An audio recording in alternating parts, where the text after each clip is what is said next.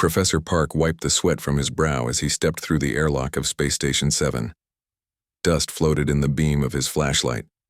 This abandoned outpost had been floating at the edge of the Orion Arm for centuries, forgotten by most of the galaxy.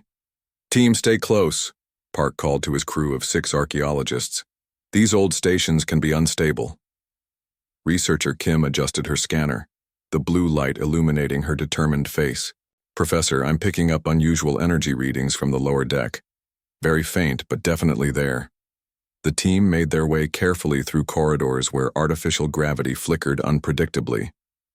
The station had once been a bustling hub for trade between 3 star systems, but now it was just another relic of a bygone era.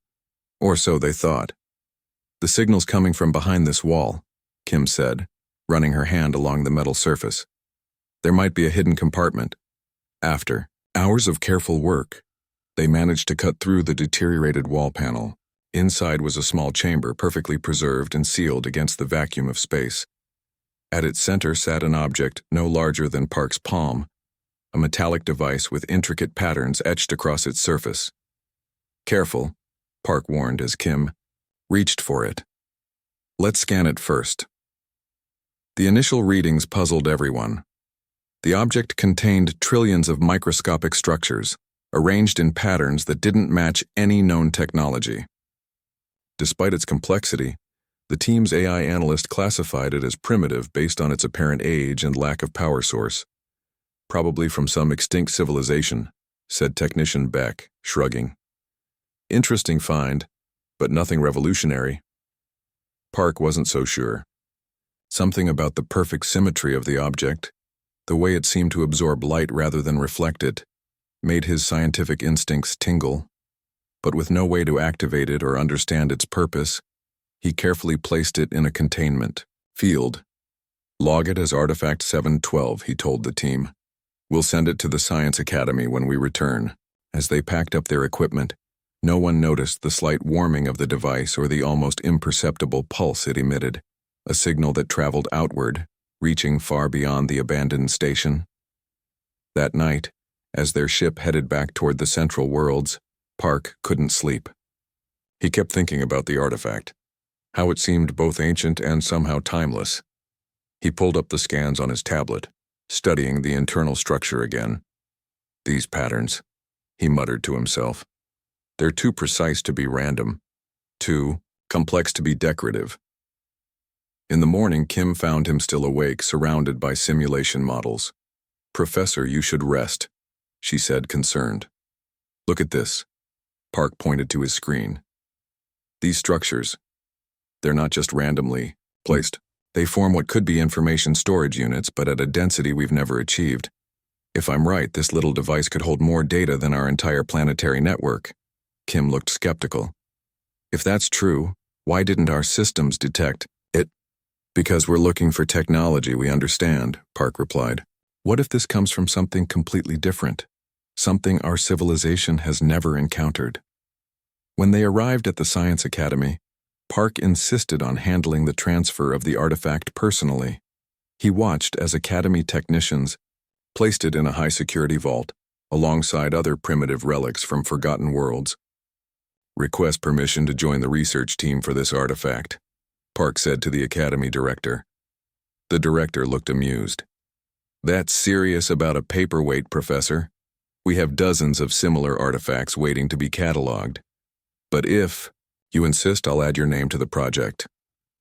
Over the next 3 months, Park and a small team, including Kim, worked to understand the mysterious object. They tried various scanning methods, exposure to different energy types, even careful surface sampling, all with minimal results. Then came the breakthrough no one expected. Junior researcher Lee was testing how the artifact responded to different electromagnetic frequencies, a routine procedure they'd already tried with slight variations. "Let's try a harmonic pattern," Lee suggested, adjusting the emitter. "Based on the object's composition, there might be resonance at this specific frequency." As the invisible waves washed over the artifact, something extraordinary happened. A soft hum filled the lab and the object began to glow with an inner light. Before anyone could react, holographic interfaces erupted from its surface, filling the air with complex symbols and diagrams. "System breach," shouted the lab security AI. "Unknown technology accessing network." Park watched in awe as the primitive Relic bypassed the Academy's most sophisticated security measures like they weren't even there. Across the room, communication screens lit up with emergency alerts. Similar objects were activating all across known space, all connected to this first awakening. The galaxy was about to learn that they had badly misjudged what they'd found. This wasn't a relic of some forgotten primitive species. This was something far more significant, something that would change their understanding of galactic history forever. As the strange symbols began rearranging themselves into recognizable language, Park leaned forward to read the message that appeared. Human Preservation Protocol initiated. Detecting sentient successors. Beginning historical archive transfer. The Science Academy erupted into chaos. Alarms blared through the corridors as researchers abandoned their stations, some running toward the commotion, others fleeing from it. At the center of it all stood Lee, frozen in place, his hand still hovering over the control panel that had accidentally awakened the artifact. "What did you do?" Kim whispered, her eyes fixed on the holographic displays filling the laboratory. I just used the frequency we calculated based on its molecular structure," Lee stammered. "I never expected this." Professor Park pushed through the crowd gathering at the doorway. "Everyone stay calm. Security, lock down this section but don't interrupt the power flow to this room." The artifact now hovered 6 inches above the examination table, spinning slowly as it projected streams of data into the air. What had been dismissed as a simple relic was now clearly something far more advanced than anything their civilization had created. "It's interfacing with our systems," the Academy's chief security officer reported, rushing into the room with a portable scanner. "And not just here. We're getting reports from research stations across 3 sectors.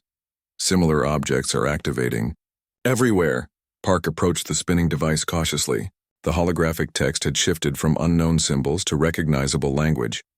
Human Preservation Protocol initiated. Detecting sentient successors. Beginning historical archive transfer. "What's a human?" someone asked. An older researcher gasped. "They're mentioned in ancient myths. I always thought they were just stories." Before Park could respond, his communication device buzzed. It was a priority alert from the Galactic Council itself. All senior researchers were being summoned immediately. "Kim, Lee, you're with me," Park decided. "The rest of you continue monitoring but don't interfere with the process." The journey to the council chamber took less than an hour, but in that time, the situation had escalated dramatically. When they arrived, representatives from 17 species were already engaged in heated debate.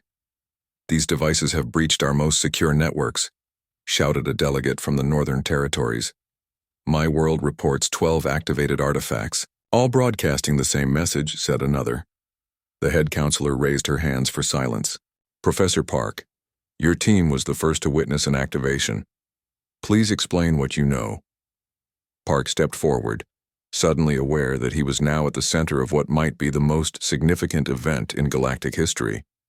"The artifact we discovered appears to be some kind of data storage and transmission device," he explained.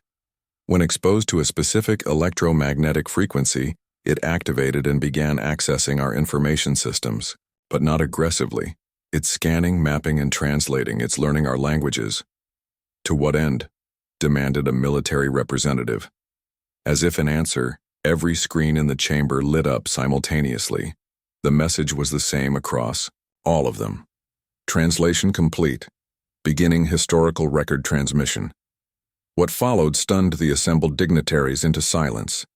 Images flooded the displays. Creatures walking on 2 legs with no scales or fur, just patches of hair on their heads.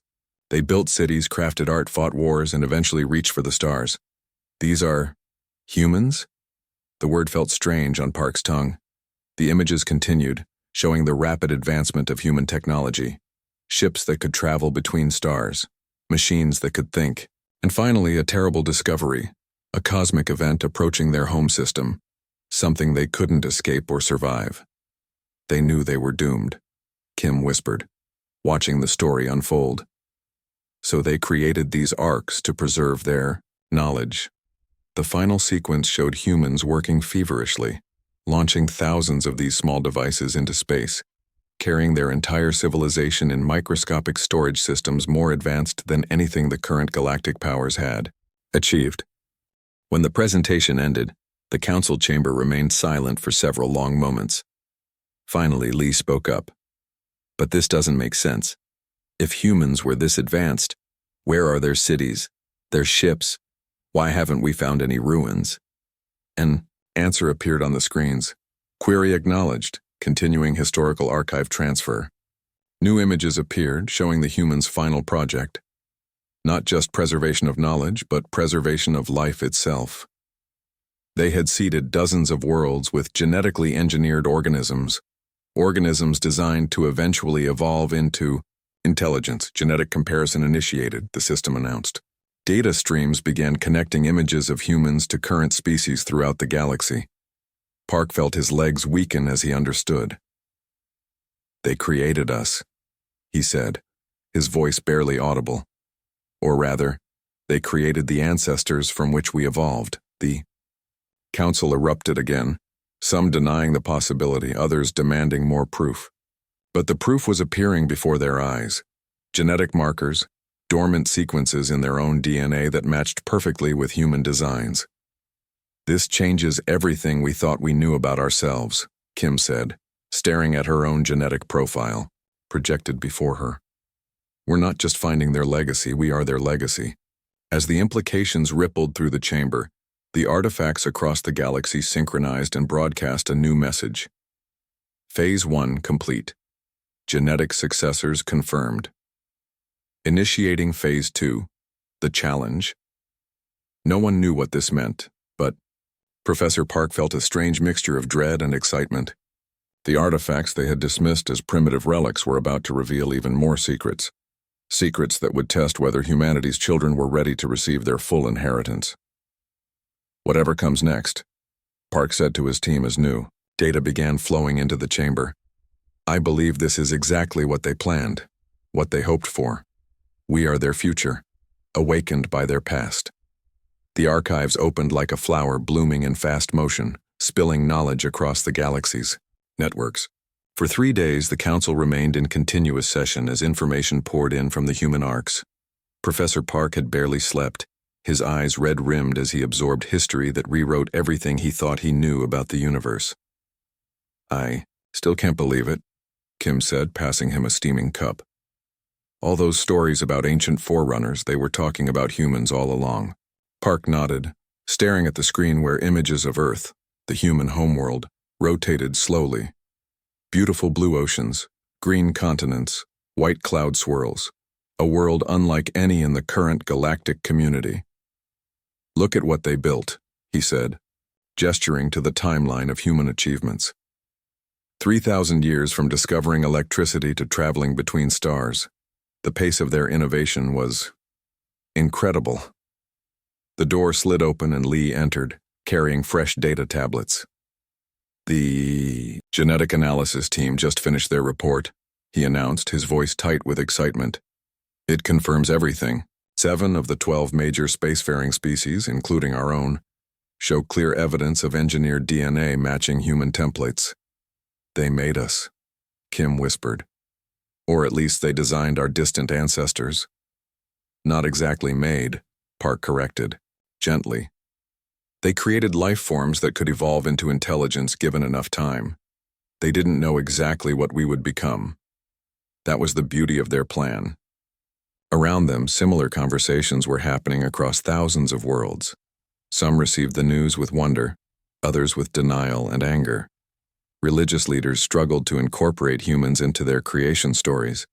Military powers worried about what other surprises these arcs might contain.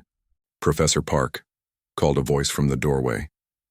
It was Jin, the council's chief science advisor. The Grand Council requests your team's presence. They're about to make an announcement. When they arrived at the council chamber, representatives from every major civilization were present, either in person or via hologram. The room hummed with tension and excitement. The head counselor stepped onto the central platform. After reviewing the data from the human archives, We have verified their authenticity beyond reasonable doubt. What we are witnessing is not a hoax or an invasion, but a legacy, perhaps the greatest legacy ever left by one species to another. Murmurs rippled through the assembly. The humans knew they faced extinction, she continued. A gamma ray burst from a nearby star would sterilize their home system. They had the technology to save some of their population, but not all. Rather than fighting over who would survive, they made a different choice. The head counselor gestured, and a recording began playing. A human woman with dark hair and determined eyes speaking in a language that the Arcs had now taught them to understand. If you're watching this, then Project Seedling succeeded, the human said. My name is Dr. Han, lead geneticist for the Earth Preservation Initiative. We cannot save ourselves, but we can save life. Not just our own, but new forms designed to thrive where we cannot. We've learned that intelligence is precious in this universe. Too precious to let it die with us. Park felt tears forming in his eyes as the ancient human continued. We don't know what you look like, how you think, or what values you hold, but you exist because we hoped. Because we believed that something of Earth should continue. Not just our knowledge, but the fundamental drive toward understanding that made us human. The recording ended, leaving the chamber in silence. An older council member stood up shakily. I've spent my life studying extinct civilizations. I always looked for grand ruins, massive ships, evidence of conquest or collapse.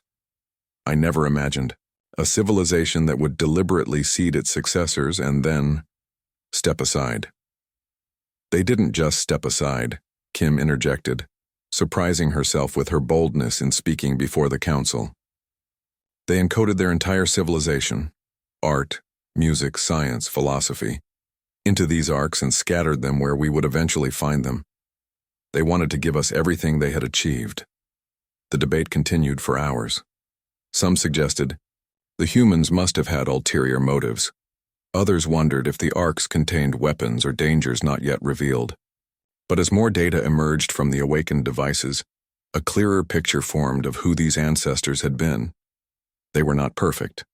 Their history included terrible wars, environmental destruction, and injustice. But it also showed their resilience, creativity, and eventual unity in the face of extinction. This is why the artifacts went dormant until now, Park explained, pointing to data on cultural development across currently inhabited worlds. The arcs were programmed to wait until we reached a similar stage of development as humanity had, capable of interstellar travel, networked communications, and unified global governance. They waited until we could understand and use what they left us. As evening approached, the council chambers began to empty, representatives returning to their worlds to share what they had learned. Park found himself standing with Kim and Lee before the central hologram, where images of human history played in a continuous loop. Do you think we've lived up to what they hoped for? Lee asked quietly. Before Park could answer, the arc they had originally discovered, now housed in a special chamber adjacent to the council, pulsed with new light. Text appeared on all nearby screens. Genetic compatibility confirmed. Cultural assessment in progress. Initiating Phase 2, the challenge. Park and his team exchanged glances. Whatever humanity had planned for their successors, it wasn't just about passing on knowledge. There was something more, a test that would determine whether the children of humanity were ready to receive their full inheritance. Whatever comes next, Park said, watching new data patterns form in the holographic display, I think we're about to find out if we deserve what they left behind. The message appeared on every screen across the galaxy simultaneously. The challenge begins now. No warning, no explanation. Just those 5 words followed by a complex mathematical equation that seemed to shift and change as viewers tried to focus on it. Professor Park was in his temporary quarters at the Science Academy when his personal screen lit up with the message. He'd been reviewing human historical records, fascinated by their art and literature when the equation appeared. What in the stars, he muttered, reaching for his communication device. It was already buzzing with incoming calls. Professor, are you seeing this? Kim's voice came through, breathless with excitement. "It's on every device, everywhere." "I see it," Park confirmed. "Gather the team. We need to understand what's happening." Within the hour, Park's research group had assembled, in their designated laboratory. The equation still hovered on all screens, pulsing gently as if alive. "It's not static," Lee observed, making notes on his tablet. "The variables change slightly if you look away and back again. It's adapting." "To what?" asked Kim. "To us," said Park quietly. "I think it's measuring how we approach it. Look." He pointed to a section of the equation. "This part changed after you ran that simulation, Lee." Reports flooded in from across settled space. The equation appeared differently to different species, always in their native mathematical notation, always just at the edge of their collective understanding. "It's a test," Park realized. "The humans are testing us." The next day, as scientists everywhere wrestled with the equation, a second challenge appeared. An ethical dilemma presented as a scenario involving resource allocation during a crisis. Again, it adapted to each culture, using references and value systems they would understand. "They're not just testing our intelligence," Kim said. "They're testing our character." As days turned into weeks, more challenges appeared. Some were scientific, others philosophical, some required individual brilliance. Others demanded cooperation between different specialties, or even different species. Not everyone embraced the challenges. The Song Empire, a militaristic culture from the Outer Rim, announced they would destroy any arcs found in their territory. Their leader, General Song, addressed the galaxy in a fiery broadcast. "These humans think they can judge us? We reject their tests. We are not children to be evaluated by long-dead masters." The general personally oversaw the destruction of an arc on their capital world, or attempted to. When their most powerful energy weapon struck the small device, the beam simply bent around it, causing no damage. The arc then teleported itself to orbit beyond their reach. "The artifacts can't be destroyed," Lee reported after analyzing the footage. "They have some kind of defense system we can't even begin to understand." While the Song Empire fumed, others took different approaches. Some religious groups declared humans divine ancestors and approached the challenges as holy tests. Corporate interests tried to monopolize arcs to gain advantage. Academic institutions threw all their resources into solving the mathematical problems. But Professor Park had a different idea. "We're missing the point," he told the Galactic Council 3 weeks into the challenge. "These tests aren't designed for any one group to solve alone. Look at how they're structured. Each one requires different types of knowledge, different perspectives." He displayed analysis showing how the challenges deliberately crossed disciplinary and cultural boundaries. The humans survived as long as they did because they learned to work together despite their differences. "I believe that's what they're testing. Not just our intelligence or ethics, but our ability to collaborate." The head counselor looked skeptical. "You're suggesting we share all our findings? Some worlds won't agree to that. Then they'll fail the test," Park said simply. "And we might all miss out on whatever the humans wanted to give their successors." It took days of diplomatic wrangling, but eventually the council agreed to Park's plan.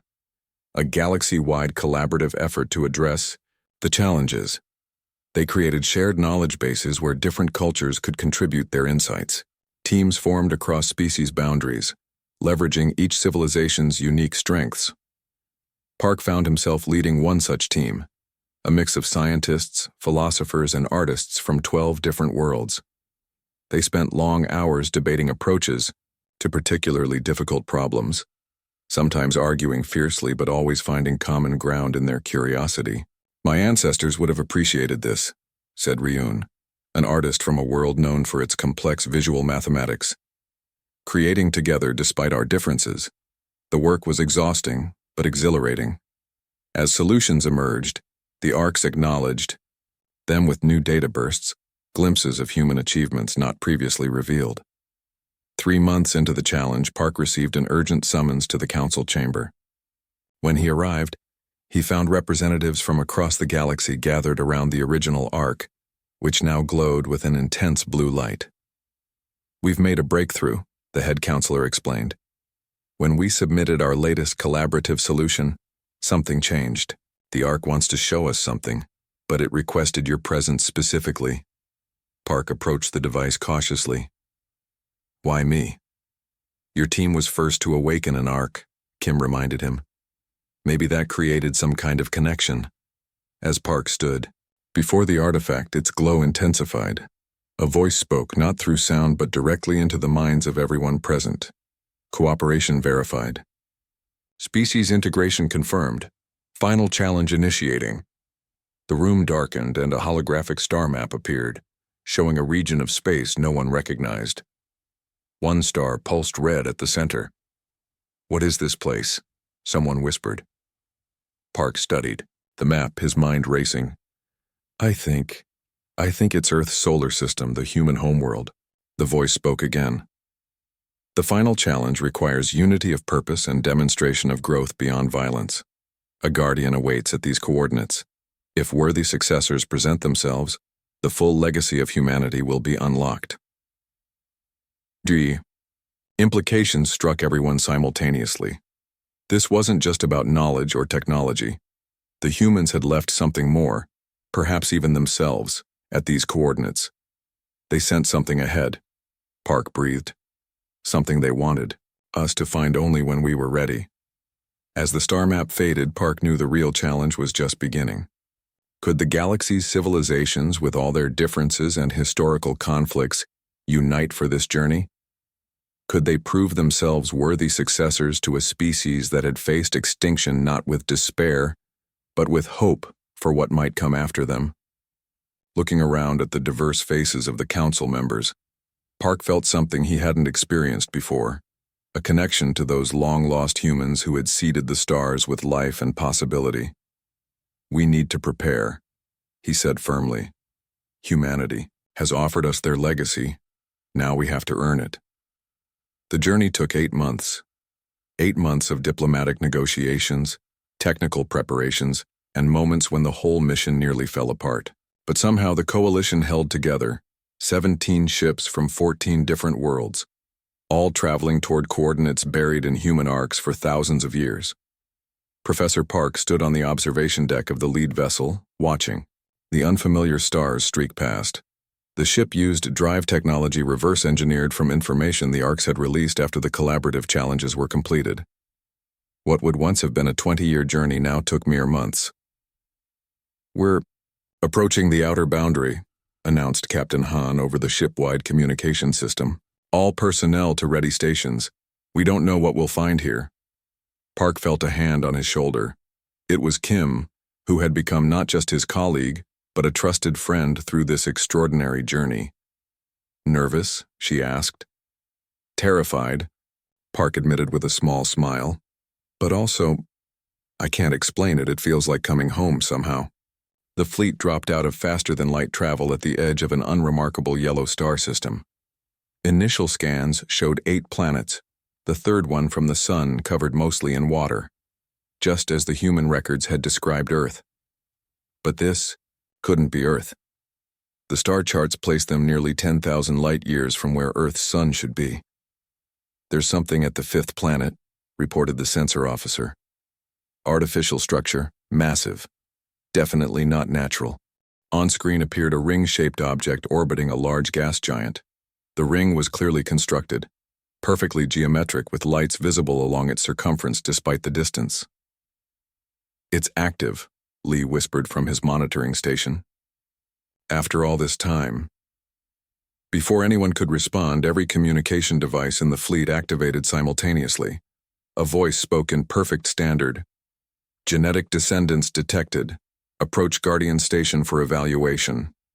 Captain Han looked at Park, who nodded. "Take us in, Captain." Slowly. As they approached the massive ring structure, its scale became clear. It was large enough for all their ships to fly through side by side with room to spare. Detailed scans revealed it was made from materials unknown to current science, showing no degradation despite its obvious age. "We're being scanned," the security officer announced tensely. Park felt a strange tingling sensation, as if something was gently examining not just his body, but his mind. Looking around, he could see the others felt it too. Then, without warning, the ring began to glow. Energy patterns spiraled along its surface, and the space within the ring shimmered like heat rising from summer ground. "What's happening?" demanded Captain Han. Before anyone could answer, a figure appeared on the bridge, a holographic projection of a human woman in simple clothing. She looked at them with eyes that seemed too alive for a recording. "Welcome, children of Earth," she said. "You have found your way home." The bridge crew stared in stunned silence. "I am Guardian," the figure continued. "The last creation of humanity, programmed to evaluate their successors and determine if you are ready for your inheritance. Your cooperative solution to the challenges has been unexpected but promising." Park stepped forward. "You're an artificial intelligence?" Guardian smiled. "By your understanding, yes. I contain the accumulated knowledge of humanity, their history, their achievements, and their final gift." "Final gift?" Kim asked. "Come," said Guardian, gesturing to the ring. "See what awaits you." The fleet followed Guardian's instructions, carefully navigating through the massive ring. As they passed through, the shimmering energy field washed over their ships, and they emerged into a completely different star system. "Impossible," breathed Captain Han. "We've traversed thousands of light years instantaneously." On the view screen appeared a blue-green planet, cloud swirls moving across its surface. It looked startlingly like the images of Earth from the human archives, but scans confirmed it was not the same world. "Welcome to New Earth," said Guardian, "created by humanity as their final act before the gamma-ray burst reached their home system. This is what they managed to save." As the ships entered orbit, they detected cities, not ruins, but functioning urban centers, and their scanners picked up life forms. Human life forms. "I don't understand," Park said, his voice shaking. "The record said humanity faced extinction."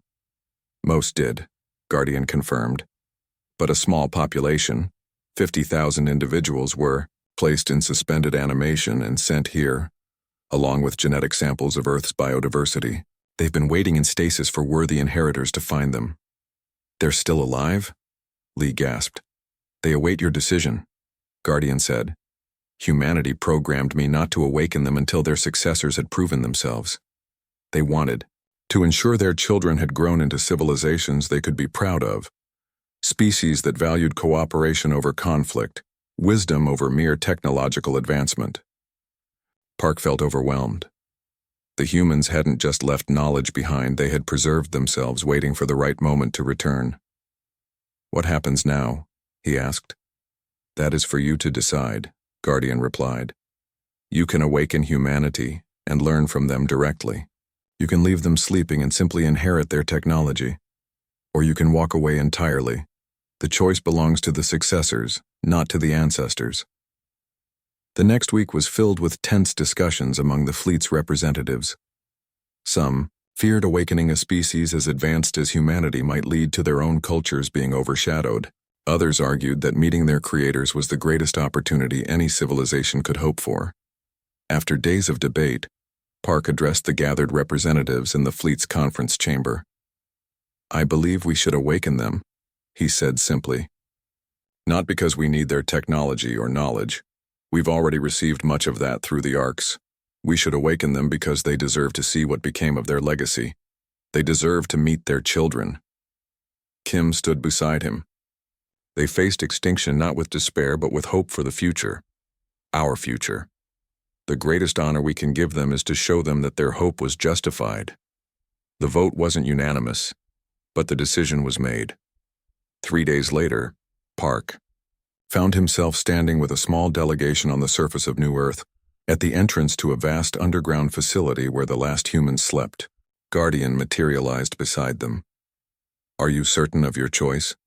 Park looked at the representatives from a dozen different worlds, beings who evolved from life seeded by human hands thousands of years ago, different in appearance, biology, and culture, but united in this moment by curiosity and hope.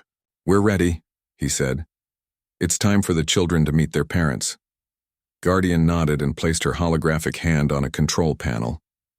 Lights began to illuminate throughout the facility. Reawakening protocols initiated, she announced. Estimated time to first consciousness, 6 hours.